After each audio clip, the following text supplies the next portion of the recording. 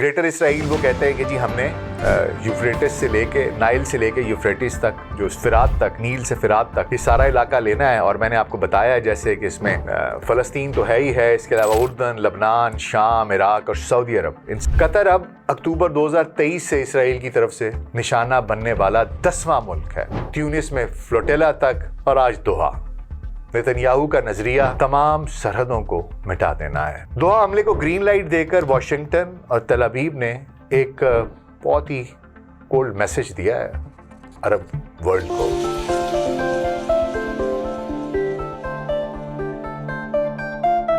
Global set pod cost میں doctor ناصر bag کے ساتھ آپ کی خدمت میں حاضر ہیں. السلام علیکم. آج کا ویلاگ ایک انتہائی تشویشناک واقعے پر, جو کہ بالکل کل حال ہی میں پیش آیا ہے. اسرائیل نے قطر میں فضائی حملے کیے ہیں جہاں حماس کے رہنما مذاکرات کے لیے موجود تھے. یہ حملہ 9 ستمبر 2025 کو قطر کی دارالحکومت دوحہ میں کیا گیا. اسرائیلی فوج نے F-35 اسٹیلتھ فائٹر جیٹس کا استعمال کرتے ہوئے ایک پریسائز اسٹرائک کی جس میں 4 میزائل فائر کیے گئے. یہ میزائل حماس کے ہیڈ کوارٹرز کی عمارت پر گرائے گئے جو کہ دوحہ کے الوقرہ علاقے میں واقع ہے. اس حملے کا نشانہ حماس کے سینئر رہنما تھے جن میں خلیل الحیا, جو حماس کے غزہ کے مشہور رہنما بھی ہیں اور سربراہ ہیں اس مذاکراتی ٹیم کے جو پیس کے لیے, جنگ بندی کے لیے, یرغمالیوں کی واپسی کے لیے بنائی گئی ہے, مذاکرات کر رہی ہے. اور اس کے علاوہ ان کے ساتھ دیگر افسران, دیگر عہدیداران شامل تھے حماس کے. ہم بہت تحقیق اور ریسرچ کے بعد یہ ویڈیوز آپ تک لے کے آتے ہیں. اگر آپ کو ہمارا کانٹینٹ پسند آ رہا ہے تو ہمارے چینل کو سبسکرائب کیجئے, بیل آئیکن کو کلک کیجئے تاکہ آپ کوئی ویڈیو مس نہ کیجئے. اور اگر آپ UK, US, کینیڈا کے رہنے والے ہیں تو آپ ہمیں تھینکس کا بٹن پریس کر کے بھی اپریشیٹ کر سکتے ہیں. آپ کا بہت بہت شکریہ. حملے میں 5 حماس رہنماؤں کے شہید ہونے کی اطلاعات ہیں جو کہ حماس نے ان کے ذرائع کے مطابق, جبکہ شاید وہ کہتے ہیں کہ 7 سے 8 لوگ جو ہیں وہ زخمی بھی ہوئے ہیں. قطر کی حکومت نے اسے واضح طور پر بین الاقوامی قوانین کی خلاف ورزی قرار دیا ہے اور کہا ہے کہ وہ اسرائیل کے ساتھ ثالثی کا کردار معطل کر رہی ہے. حماس نے بیان جاری کرتے ہوئے کہا ہے کہ یہ حملہ مذاکرات کی ٹیم پر کیا گیا ہے جو یہ ثابت کرتا ہے کہ اسرائیل امن نہیں چاہتا بلکہ جنگ جاری رکھنا چاہتا ہے. مسلم ممالک جیسے سعودی عرب, ترکی اور ایران نے اس کی شدید مذمت کی ہے. سعودی عرب نے کہا ہے کہ یہ قطر کی سرزمین کی خلاف ورزی ہے, جبکہ ترکی کے صدر اردوان نے کہا ہے کہ اسرائیل کی جارحیت بے لگام ہو چکی ہے.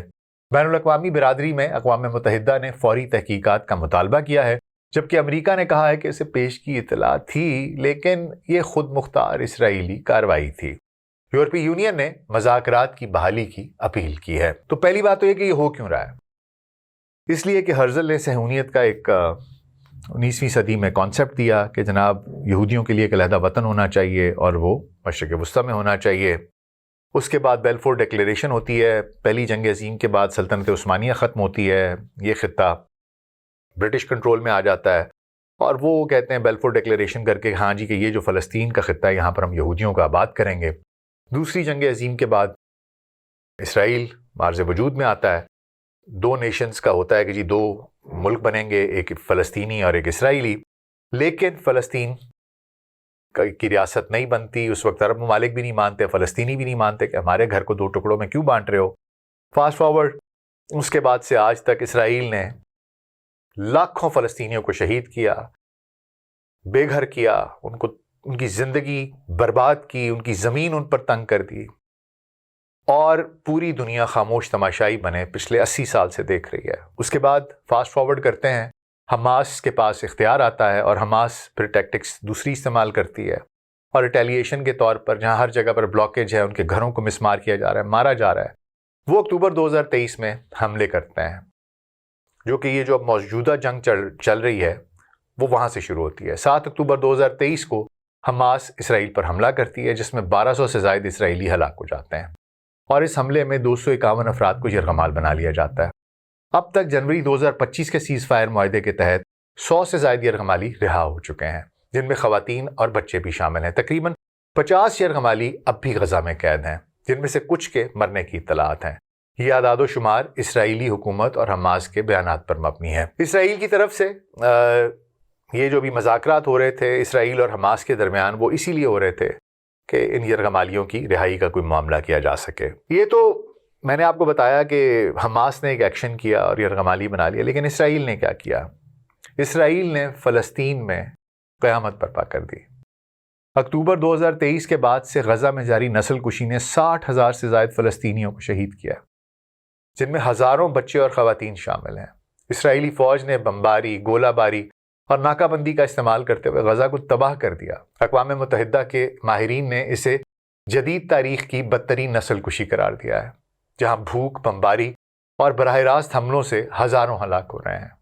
یہ صرف دفاع نہیں ہے بلکہ منظم تباہی ہے، منظم نسل کشی ہے جو فلسطینیوں کو ختم کرنے کا ارادہ کرتی ہے۔ دراصل یرغمالیوں کی واپسی کے لیے یہ جو مذاکرات تھے یہ قطر کی ثالثی میں جاری تھے۔ اسرائیل کی طرف سے رونی براڈٹ، قومی سلامتی کونسل کے جو سربراہ ہیں، اور حماس کی طرف سے خلیل الحیا اور اسماعیل ہانیہ جو ہیں وہ ان کے نمائندے شریک تھے۔ امریکہ اور مصر بھی اس میں مددگار تھے۔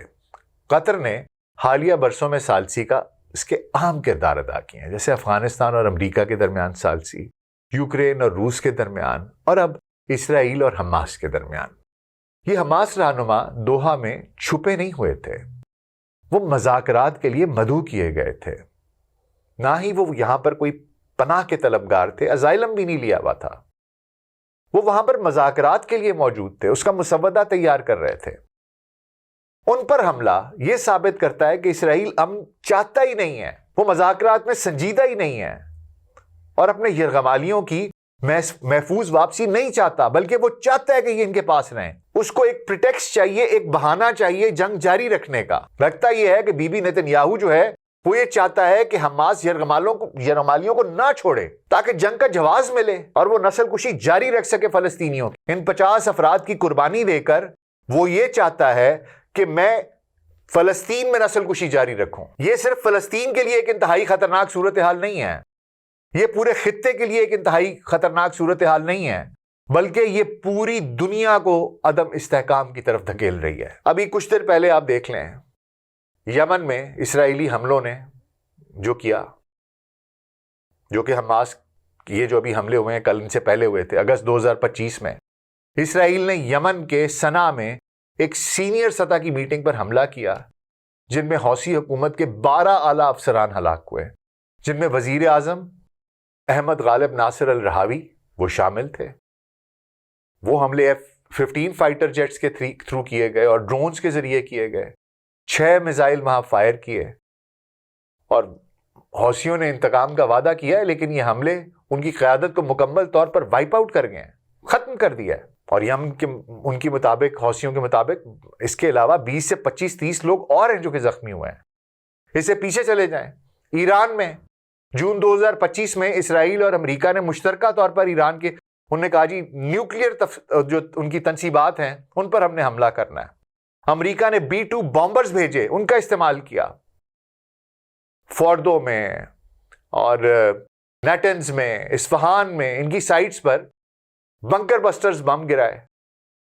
اسرائیل نے اضافی فضائی حملے کیے، اور یہ حملے ایران کے جوہری پروگرام کو تباہ کرنے کے بہانے کیے گئے، جس میں درجنوں ایرانی سائنسدان اور فوجی ہلاک ہوئے، اور امریکہ کی شمولیت نے اس کو مزید متنازع بھی بنایا اور اسرائیل کو مزید شے بھی دی کہ وہ اس طرح کی کاروائیاں کرتا رہے۔ اس سے پیچھے چلے جائیں، جولائی 2025 میں اسرائیل نے شام پر حملے کیے دروز کمیونٹی کی حفاظت کے بہانے۔ سویدا میں دروز اور یہ ہیڈون قبائل جو ہیں ان کے درمیان جھڑپوں کے لیے، اس کے دوران انہوں نے کہا جی اسرائیل فوج نے دمشق میں، حمص میں اور دیگر علاقوں پر بمباری کی۔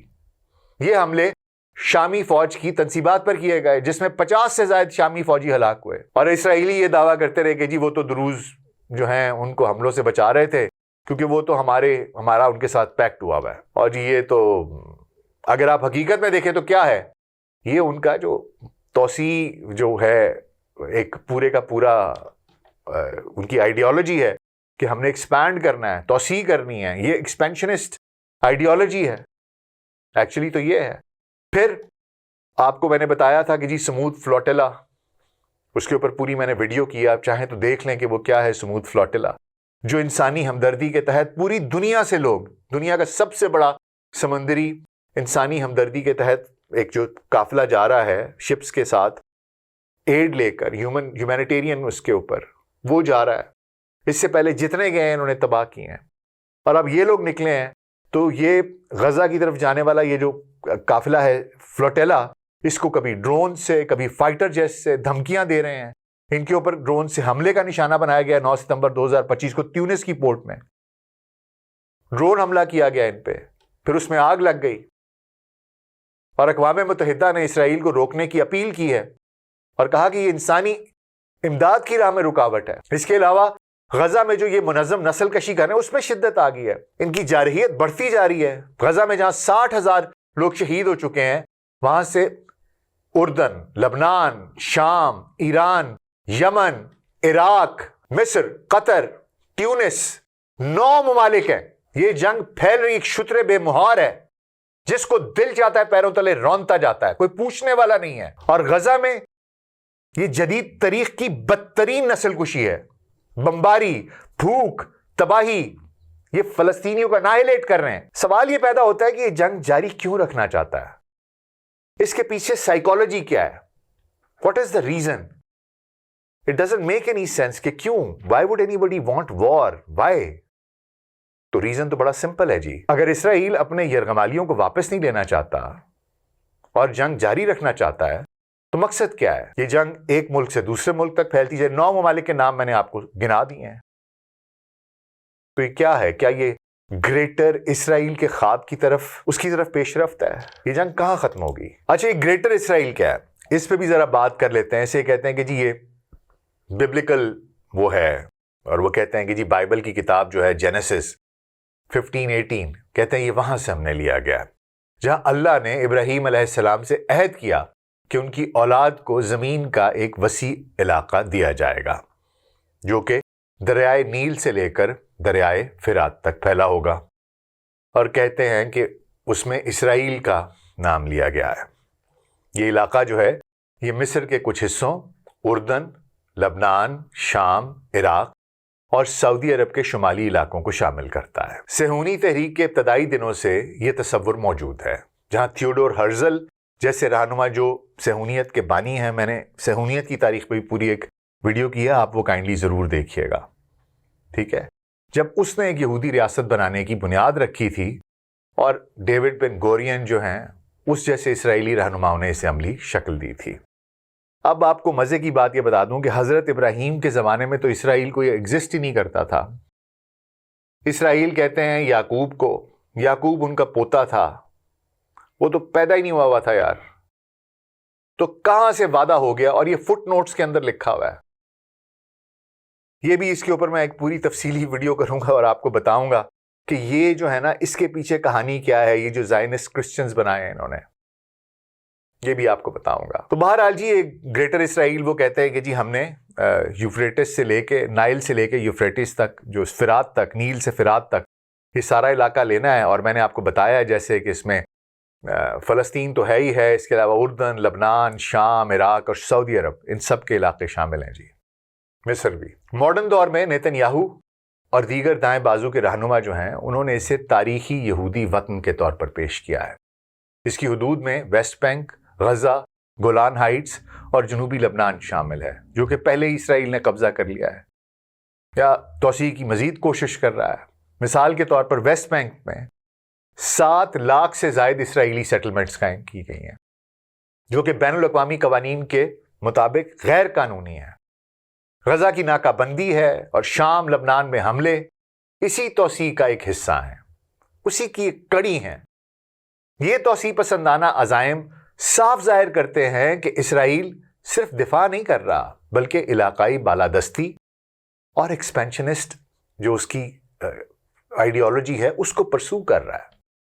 تاریخی طور پر سن 1967 کی جنگ میں اسرائیل نے یہ علاقہ قبضہ کیا تھا اور اب نیتن یاہو کی حکومت اسے مستقل بنانے کی کوشش کر رہی ہے. یہ تصور نہ صرف ایک فالس ریلیجیس اس پہ بیک گراؤنڈ کے اوپر بنایا گیا ہے, ایک جھوٹا مذہبی اس کو رنگ دیا گیا ہے, اس کو جیو پولیٹیکل بنانے کی کوشش کی جا رہی ہے اور اس کو جسٹیفائی کرنے کی کوشش کی جا رہی ہے, اس باربیرٹی کو, اس وحشت کو, ان وحشیانہ حملوں کو جو مشرق وسطیٰ کو اس کی کمپلیٹ جو اس کی شکل ہے اس کو تبدیل کر دے گا. اب اگر یہ ہو رہا ہے, اور ظاہری بات ہے اگر میں یہاں بیٹھ کے یہ بات دیکھ رہا ہوں اور آپ کو گھر بیٹھ کے یہ نظر آ رہا ہے, تو کیا مشرق وسطیٰ کے لوگ سوئے ہوئے ہیں؟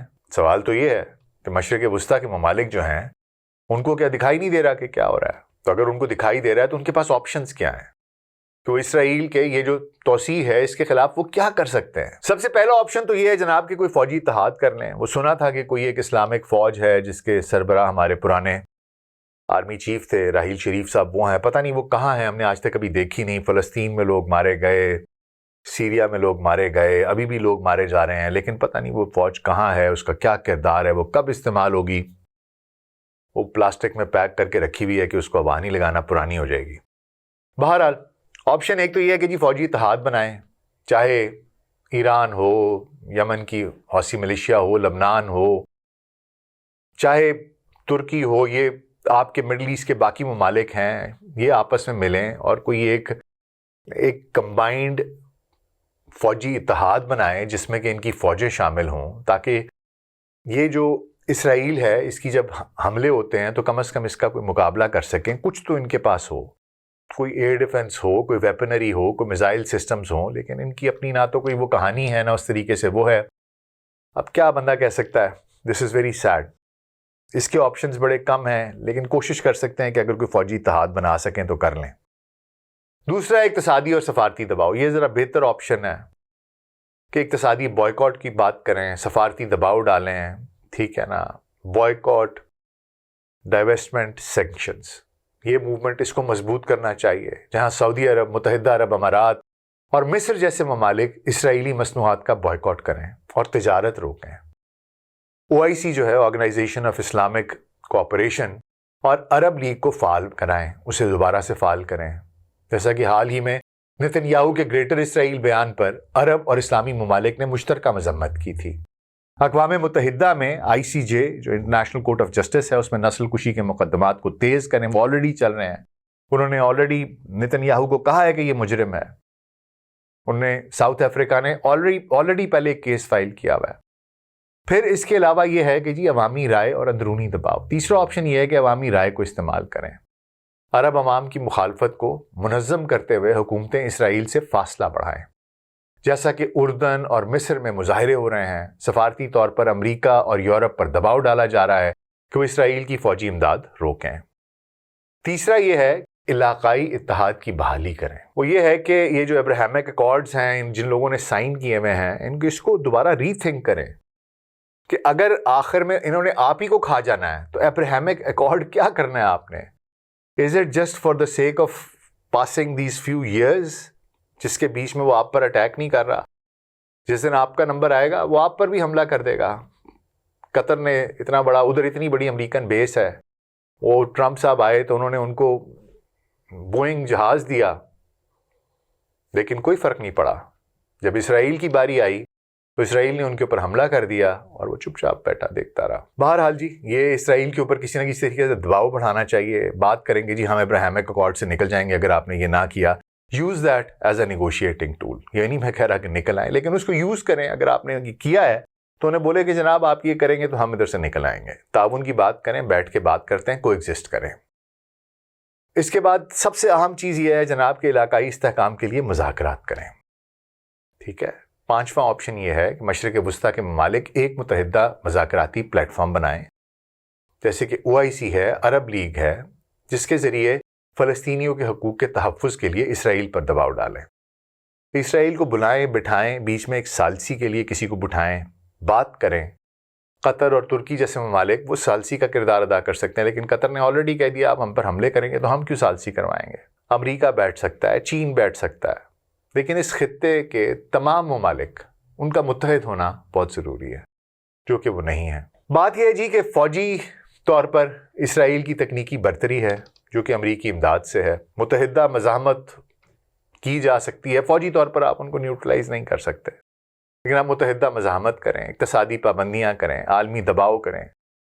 ان کوششوں سے شاید توسیع کو روکا جا سکتا ہے یا ڈیلے کیا جا سکتا ہے. اور اگر یہ نہ روکا گیا تو پورا خطہ بشمول سعودی عرب، عراق اور حتیٰ کہ خلیجی ممالک یہ خطرے میں پڑ جائیں گے. عرب ممالک کو اپنی اندرونی تقسیم ختم کرنی ہوگی، جیسے کہ ایران اور سعودی عرب کے درمیان تناؤ ہے، یہ ختم کریں تاکہ ایک مضبوط بلاک بنایا جا سکے. اس کے علاوہ سفارتی دباؤ بڑھائیں، قانونی اقدامات جیسے کہ ICJ ہے، وہاں پر کیسز اسرائیل کے خلاف جو ہیں ان کو عالمی سطح پر اجاگر کرے، اسرائیل کو تنہا کیا جائے اور اس خطے میں ایک بڑی جنگ کا وگرنہ خطرہ ہے جی. ایک ایسی جنگ جس میں کہ جو ممالک وہاں پر ابھی ہیں وہ سب پھونکے جائیں گے اس آگ میں. تو یہ کچھ حکمت عملی ہے میرا خیال ہے کہ جو اپنائی جا سکتی ہے. اب سب سے اہم نقطہ یہ ہے کہ یہ جب سب کچھ ہو رہا تھا تو امریکہ کا رد عمل کیا تھا؟ اسرائیل کی جارحیتوں پر ہمیشہ امریکہ خاموش رہتا ہے، اس کا رویہ نرم رہتا ہے. امریکہ نے قطر حملے پر یہ کہا ہے کہ جی یہ اسرائیل کی خود دفاع کیا انہوں نے، ہم کیا کہہ سکتے ہیں، سیلف ڈیفenس ہے، ہم تو ان کے بارے میں کچھ نہیں کہہ سکتے. حالانکہ آپ سوچیں کہ یہ اس جگہ پر کیا گیا ہے جہاں پر مذاکرات ثالثی کر رہا ہے ایک ملک. مذاکرات کے لیے اس نے فریقوں کو بلایا ہوا اور اب ان پر حملہ کر رہے ہیں. غزہ میں نسل کشی کے باوجود بائیڈن انتظامیہ نے 2024-25 میں اربوں ڈالر کی فوجی امداد دی اور اقوام متحدہ میں اسرائیل کے خلاف جتنی قراردادیں آتی رہی ان کو ویٹو کرتے رہے. ٹرمپ انتظامیہ نے بھی وہی وتیرہ رکھا، بلکہ ان کے ساتھ مل کر ایران پر حملہ کیا، اس میں شریک ہوئے، B-2 بامبرز بھیجے. کیا بندہ کہہ سکتا ہے؟ امریکہ کی اب بھی دیکھ لیں آپ ان کی ہچکچاہٹ ہے. یہ کیوں ہے؟ اس کے اوپر میں کل ایک تفصیلی ویڈیو کروں گا کہ آخر امریکہ اور اسرائیل، کیا وجہ ہے کہ امریکہ اسرائیل کے خلاف نہیں جا سکتا؟ وہ کیا وجوہات ہیں؟ What are those reasons that America is compelled to stand with Israel؟ اس کے اوپر کل ایک بڑی تفصیلی ویڈیو میں کروں گا جی، وہ آپ ضرور دیکھیے گا، اس کو مس نہ کیجیے گا. بہت سے ریزنز ہیں، APEC ہے، پھر مذہبی کارڈ کو یوز کیا جاتا ہے، پھر مسلمانوں کا جو پاسٹ ہے اس سے کچھ ڈرتے ہیں. یہ سارا میں اس کی ساری کہانی میں جاؤں گا. بہرحال جی آخر میں صرف اتنا کہوں گا کہ اسرائیل نے جو دوحہ پر بمباری کی ہے یہ بالکل وہیں پر ہے جہاں پر امریکہ اپنا سب سے بڑا فضائی اڈا چلاتا ہے. اس میں دھوکہ کھانے کی ضرورت نہیں ہے. کوئی جیٹ ان آسمانوں کو امریکہ کی منظوری کے بغیر عبور نہیں کر سکتا. یہ اسرائیل کا اکیلا عمل نہیں تھا، یہ طاقت اور غداری کا مشترکہ اشارہ تھا. العدید ایئر بیس کے ارد گرد ہر رڈار نے اس حملے کو ٹریک کیا ہوگا. واشنگٹن کی ملی بھگت، اس میں سے انکار نہیں کیا جا سکتا. اس حملے کی اجازت دے کر امریکہ نے ثابت کیا ہے کہ قطر کی نام نہاد اتحادی حیثیت اس لمحے ختم ہو جاتی ہے جب اسرائیل کا تحفظ سامنے آتا ہے، جب اسرائیل تحفظ کا مطالبہ کرتا ہے، یا تحفظ تو چھوڑیے اپنے ایکسپینشنسٹ ڈیزائنز کو فالو کرنا چاہتا ہے. قطر اب اکتوبر 2023 سے اسرائیل کی طرف سے نشانہ بننے والا 10واں ملک ہے. غزہ سے لبنان، شام سے عراق، ایران، یمن، مصر، مالٹا کے قریب بین الاقوامی پانیوں تک، تیونس میں فلوٹیلا تک، اور آج دوحہ. نتنیاہو کا نظریہ تمام سرحدوں کو مٹا دینا ہے، توسیع بغیر روک ٹوک کے، تشدد بغیر احتساب کے. یہ گریٹر اسرائیل کا خاکہ ہے. حماس کے رہنما دوحہ میں ڈونلڈ ٹرمپ کے تازہ ترین سیز فائر پلان کا جائزہ لے رہے تھے جب اسرائیل نے حملہ کیا. یہ ایک پیٹرن ہے، مذاکرات کا جال بچھائیں، انہیں مصروف رکھیں، پھر بات چیت کے درمیان انہیں قتل کر دیں. اسرائیل امن نہیں چاہتا، صرف استثناء چاہتا ہے، بروٹیلٹی چاہتا ہے، ایکسپینشن چاہتا ہے. سینئر آفیشل خلیل الحیا، ان کی سربراہی میں وفد دوحہ میں اسرائیلی حملے سے وہ بچ گیا ہے اور 5 افراد اس کے علاوہ بہرحال شہید ہو چکے ہیں. لیکن یہ ایک جنگی عمل تھا جو امریکی کور میں کیا گیا. دوحہ حملے کو گرین لائٹ دے کر واشنگٹن اور تل ابیب نے ایک بہت ہی کولڈ میسج دیا ہے عرب ورلڈ کو کہ عرب خود مختاری صرف اسرائیل کی سہولت پر موجود ہے. کوئی دارالحکومت محفوظ نہیں، حتیٰ کہ امریکہ کے سائے تلے بھی. اب آپ کو کیا لگتا ہے کہ یہ خطے کے لیے کیا معنی رکھتا ہے؟ چاہے آپ بال کھول کر ڈانس کریں ان کے سامنے، چاہے آپ ان کو ٹریلینز آف ڈالر کی امداد دے دیں، انویسٹمنٹ کر لیں، بات بڑی سیدھی سی ہے جی. جس وقت اسرائیل کا مفاد آئے گا، جس وقت اسرائیل کا نام آئے گا، تو آپ جیسے لاکھوں کروڑوں یہ عرب ممالک کو گاجر مولی کی طرح کاٹ کے رکھ دیں گے اور ایک سیکنڈ کے لیے بھی سوچیں گے نہیں. سوچنے کی بات آپ کے لیے ہے کہ آپ کو کیا کرنا چاہیے. اس بارے میں آپ کا کیا خیال ہے؟ نیچے کامنٹس میں ضرور بتائیے گا، میں انتظار کروں گا. بہت شکریہ.